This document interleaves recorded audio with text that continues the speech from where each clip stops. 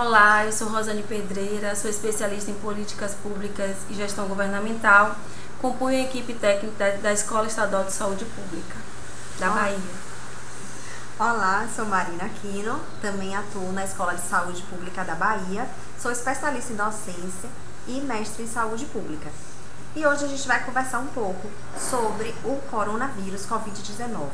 Preparamos uma mini aula para falar um pouco para vocês algumas orientações gerais.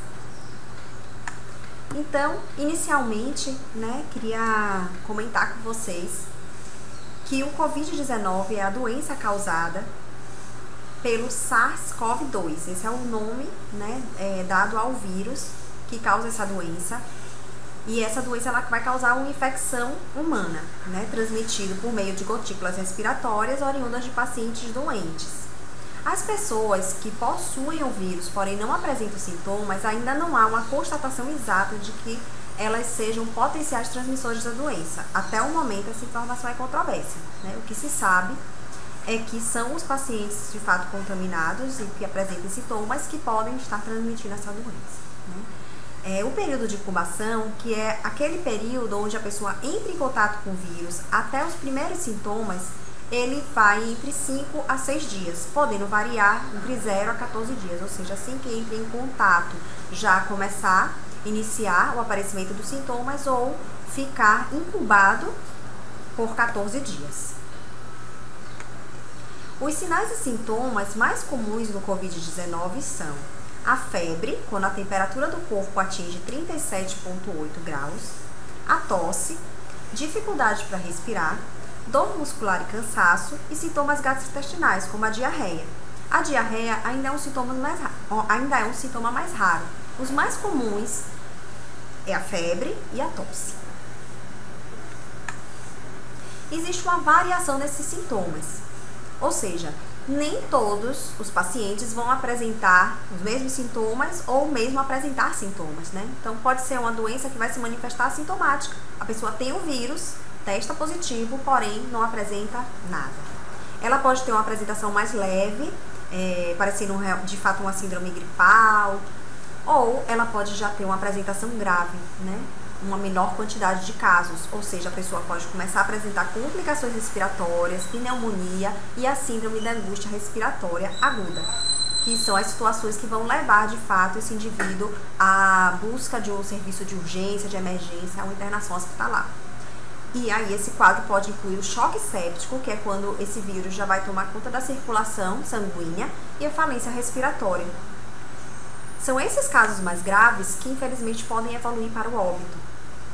A maior parte dos casos em que ocorreu óbito foi em pacientes que já existiam alguma comorbidade pré-existente, ou seja, eles tinham alguma outra doença antes do aparecimento do Covid. Então, 10,5% apresentavam alguma doença cardiovascular, 7,3% diabetes, 6,3% uma doença respiratória crônica, 6% hipertensão, 5,6% câncer. E é constatado também que a taxa de letalidade, ou seja, a possibilidade de morrer, ela é maior em idosos do que em indivíduos mais jovens. A partir de 60 anos começa a crescer proporcionalmente a chance de morte, Vale lembrar que essa taxa de letalidade, essa possibilidade de morte, ela varia de país para país. Como é que é feito o diagnóstico? Então, esse diagnóstico do Covid, ele pode ser clínico ou laboratorial, No momento, não existe uma quantidade de testes rápidos para testar toda a população, Então, aquele indivíduo que ele é assintomático ou que ele apresenta sintomas mais leves, o diagnóstico ele é mais clínico, ou seja, baseado na síndrome gripal, no conjunto de sintomas que caracterizam a gripe. Esses sintomas mais leves, como a gente viu, a tosse, a febre, o cansaço.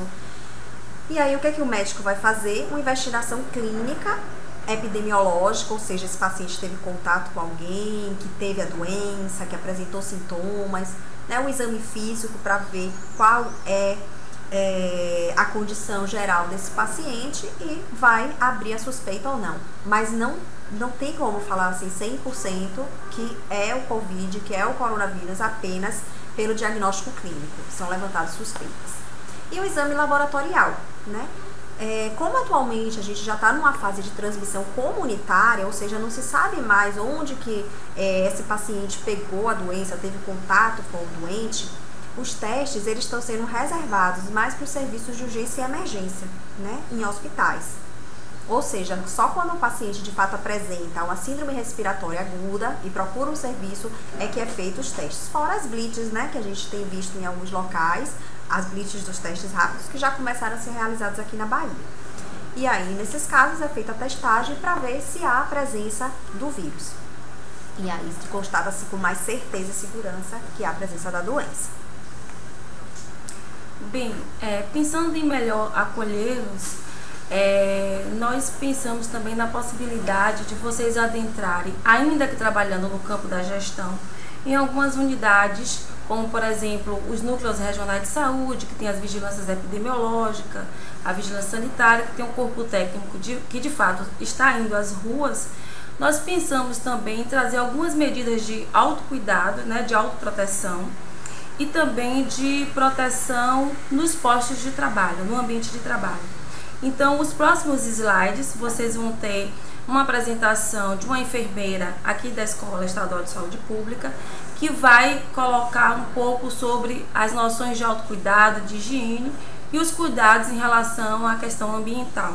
Ou seja, eu me protejo e protejo aos meus colegas e aos outros, ou seja, os nossos familiares e as outras pessoas que a gente encontra nas ruas. Na verdade, um esforço coletivo, onde eu me protejo e protejo os outros também. Aproveitem. Até mais.